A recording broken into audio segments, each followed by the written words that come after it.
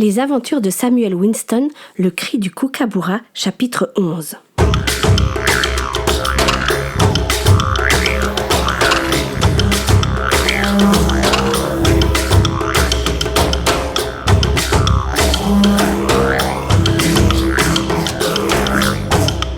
Lorsque Samuel et Élisabeth arrivèrent au camp, ils furent amenés devant le chef de la tribu des Wurundjeri.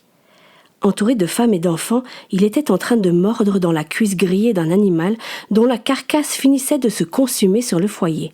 Le guerrier, celui qui voulait prendre Élisabeth pour femme, poussa les jeunes gens en avant en expliquant au chef qui ils étaient et ce qu'ils voulaient en faire.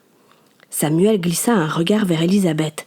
Elle avait le menton relevé et regardait fièrement le chef dans les yeux, prête à livrer la bataille s'il le fallait. Quand le guerrier qui s'appelait Mulbagaru eut fini, le chef prit un bâtonnet et entreprit de se curer les dents en silence. Puis, au bout d'un certain temps, il claqua la langue et déclara « Soit, Mulbagaru, cette femme est à toi, tu l'as bien méritée. » Soudain, Élisabeth explosa. « Ah non, je ne suis pas d'accord, je ne vais pas me marier avec ce moche. Moi, celui que je veux, c'est lui, dit-elle en désignant Samuel. Et c'est aussi son souhait. Tais-toi, femme, l'interrompit Mulbagaru. Tu n'as rien à dire, tu seras à moi à la prochaine lune.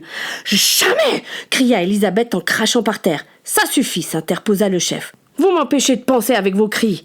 Il se leva péniblement et dit en regardant Mulbagaru. Tu connais la loi de notre clan. Si tu veux une femme et qu'un autre la désire aussi, tu dois la gagner. Cette loi vaut aussi pour un étranger. Puis il s'adressa à Élisabeth. Comment t'appelles-tu ? Orana. Bien. Est-ce que le blanc-bec parle notre langue ? Demanda-t-il en désignant Samuel du menton. Non, mais je peux traduire. Alors dis-lui qu'il a 3 jours pour nous montrer qu'il est meilleur à la chasse que Mulbagaru. Moi, j'en doute fortement. A-t-on déjà vu un blanc battre un aborigène à la chasse ? Il a aucune chance, aussi faible et inexpérimenté qu'un petit kangourou à sa naissance. Toute la tribu se mit à rire. Élisabeth, mais qu'est-ce qui se passe ? Mais pourquoi ils rigolent ? Ils vont nous laisser partir ? Non, pas vraiment. En fait, en réalité, ils se moquent de toi. Ah bah, de mieux en mieux. Mais qu'est-ce qui cloche chez moi ? En fait, tu vas devoir te mesurer à Mulbagaru et il pense que tu n'en es pas capable. Quoi ? Mais c'est qui celui-là ? Mon supposé futur mari. Le moche ? Mais tu l'as regardé ? Il a des têtes de plus que moi. Puis Samuel, ils ont une loi dans leur clan. Si 2 hommes sont intéressés par la même femme, ils doivent s'affronter pour avoir le droit de l'épouser. C'est-à-dire s'affronter ? Mais je vais devoir me battre contre lui ? Samuel jeta un rapide coup d'œil à Mulbagaru. Il était bâti comme un roc. Non, tu vas devoir te montrer meilleur que lui.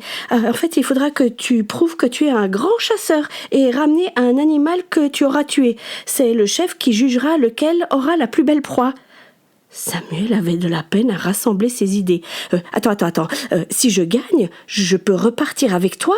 Et si je perds, tu es obligé de rester avec lui. C'est ça ? Oui. Il resta un moment silencieux, se passa la main dans les cheveux tout en réfléchissant. Dis au chef que j'accepte. Mais Samuel, mais t'as aucune chance. Il connaît la forêt comme sa poche. Je crois que c'est le meilleur chasseur de la tribu. Élisabeth, regarde-moi dans les yeux. Il lui prit les 2 mains.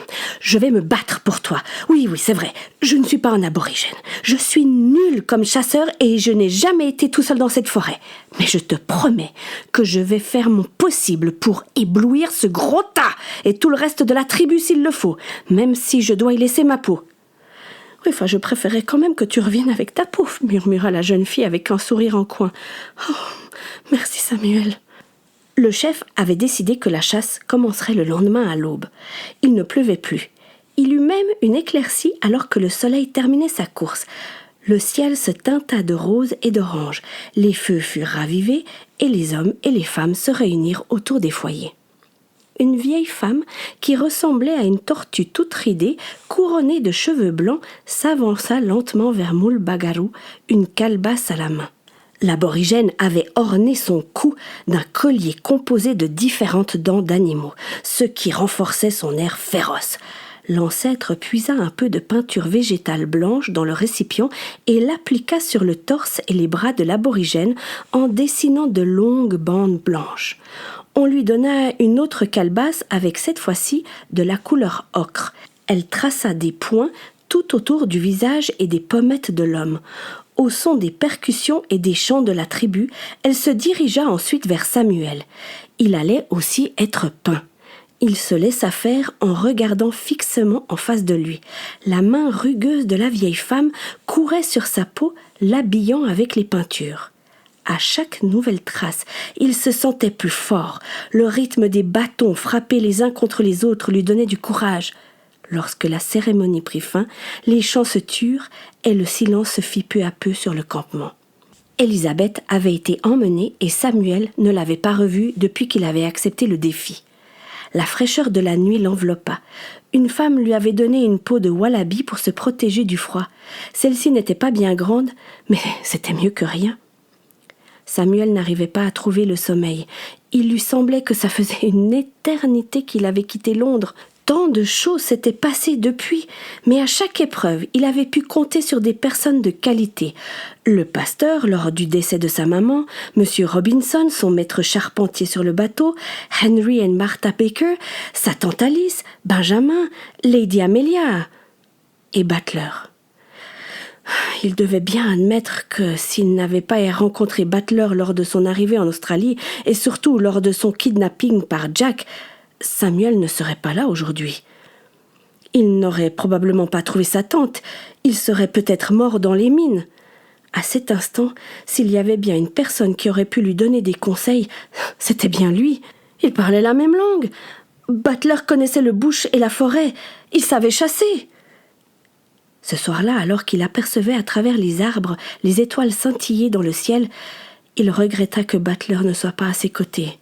Oui, à ce moment précis, Samuel aurait voulu que son père soit là pour l'épauler et lui dire « T'inquiète pas, mon fils, t'es capable. Souviens-toi de ce que je t'ai appris. » Samuel soupira. Et pour la première fois, il espéra revoir son père une dernière fois. Mais voilà, il n'y avait personne pour l'aider. Il ne pouvait compter que sur lui-même et sur Dieu. Une chose était certaine, c'est qu'il n'allait pas abandonner Élisabeth. Juste avant de s'endormir, il chercha son médaillon dans son pantalon. Il fut surpris d'y trouver le petit flacon de laudanum, encore intact tout au fond de sa poche. Il sourit. Sans le vouloir, sa tante Alice avait réussi à être présente, ce qui le réconforta. Il respira profondément et s'endormit.